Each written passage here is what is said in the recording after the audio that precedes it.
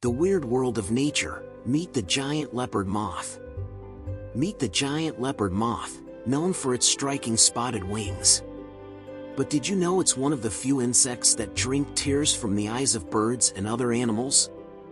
It's attracted to the sodium in tears, which it uses to supplement its diet. Despite the name, it's harmless to the animals it drinks from. So if you ever see one of these moths hovering around a bird's eye, don't worry. It's just getting a quick and weird snack.